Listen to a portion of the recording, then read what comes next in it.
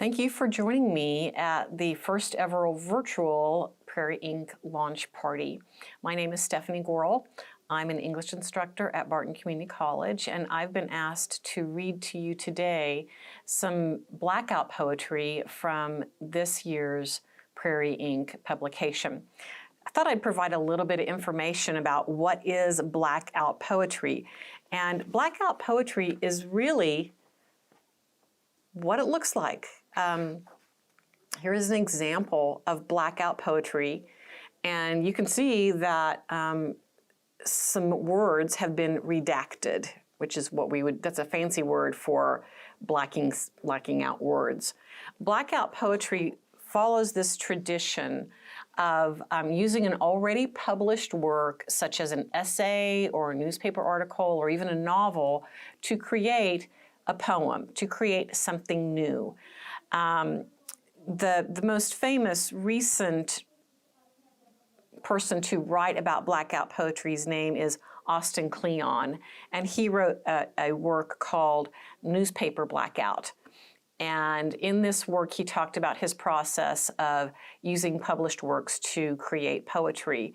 Kleon also says that, or claims that, Blackout poetry kind of had its roots many years ago. Benjamin Franklin once said that a neighbor of his would take newspaper articles and create puns out of columns instead of rows. And even though he wasn't really blacking out the words, he was taking something already published and turning it into something new. Other examples of this kind of poetry include erasure poetry, which is similar to Blackout poetry in that the poet is erasing rather than taking his highlighter or black marking pen and blacking things out. Another example is cutout poetry, or cut up writing, and kind of looks like a threatening note you might get in the mail, but this is actually a poem. And the Dadaists, which was an anti-art movement, kind of World War I-ish and following, there was an anti-art movement, and they were all about not following the forms. They didn't like Blackout poetry because it seemed to be akin to censorship. And that was not something they held in high light, so they used this cutout poetry instead, which is kind of interesting. So I'm going to read just a few of these poems. They're actually quite short, but nonetheless very interesting.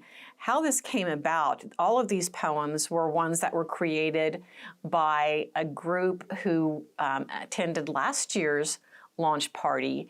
And one of our little activities at the tables were to take some articles that the host had placed out on the tables, and he gave us some black marking pens, and he just asked us to create poems out of them. I'd never heard of Blackout poetry before, but it was really fun.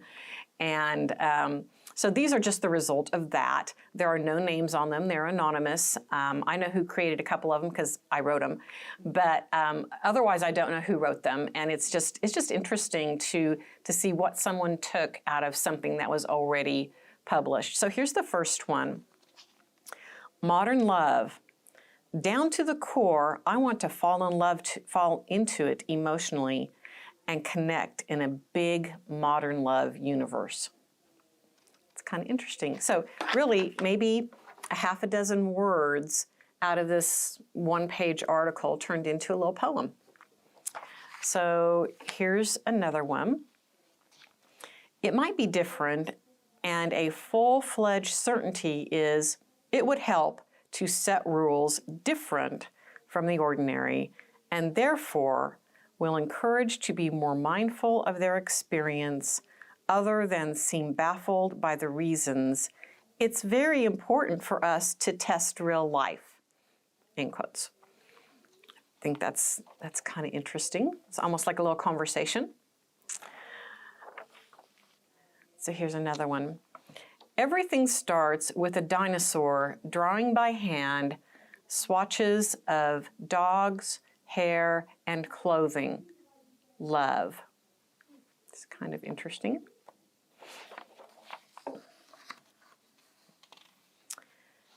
Venice caught a glimmer of time travel the night of evacuation for hippies on the Pacific coast between and through the mountains.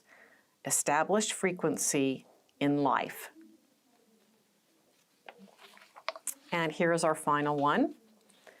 Who we are and what we do is the story of love and loss fit into a larger narrative of quiet and shouting restraint.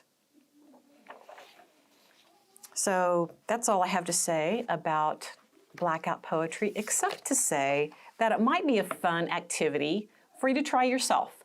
One of the articles I read while I was doing a little research for my presentation today was about a fellow who was a writer and a poet and had hit a wall, had completely run out of ideas and didn't know what to do and was getting kind of depressed about it. And he came upon this book by Cleon and decided, what do I have to lose? What do I have to lose by looking at somebody else's published work and seeing if I can create a poem out of it? And he found it very inspiring and published his own book of poetry called Messages of Hope, which were all poems that he created out of these other works that he had found.